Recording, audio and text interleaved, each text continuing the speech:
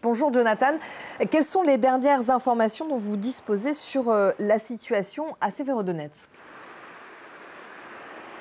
Écoutez, les Russes tiennent quasiment la totalité de la ville. On a pu voir des vidéos postées par l'armée ukrainienne de ces combats qui ont lieu dans le centre-ville de Severodonetsk. Et on sait à quel point cette ville est stratégique pour la suite de cette bataille du Donbass.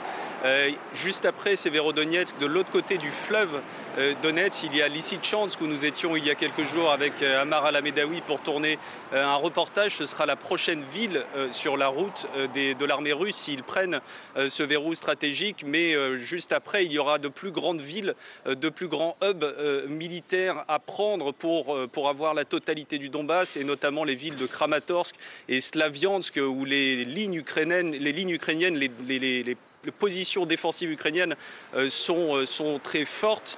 Et nous nous sommes rendus également dans le nord de cette région du Donbass, près d'Izium, où là aussi les forces ukrainiennes sont bien décidées à résister à la poussée russe. Nous avons pu observer sur place des lignes où il y avait beaucoup de tanks et également des lance-missiles anti-tanks, anti-chars.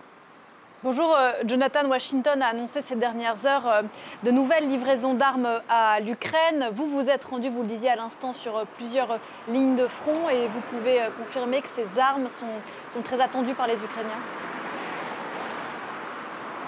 Ah oui, très attendu, et on peut l'entendre vraiment sur toutes les lignes de front où nous avons été avec Amar Alamedaoui.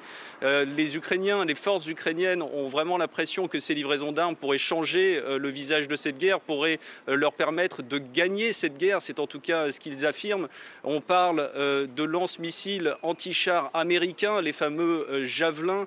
Ils sont très demandés. Nous avons vu pour notre part beaucoup de NLAWs, des lance-missiles anti-chars de fabrication britannique, mais les Javelins, visiblement pour eux, pourraient changer la donne. Leur portée est plus grande, leur précision est plus grande. Et puis il y a aussi les lance-roquettes multiples, des systèmes de lance-roquettes multiples qui sont très attendus. Voilà, encore une fois, des armements qui, pour l'Ukraine, pour les Ukrainiens, le président Zelensky l'a dit aussi, pourraient réellement changer le visage de cette guerre.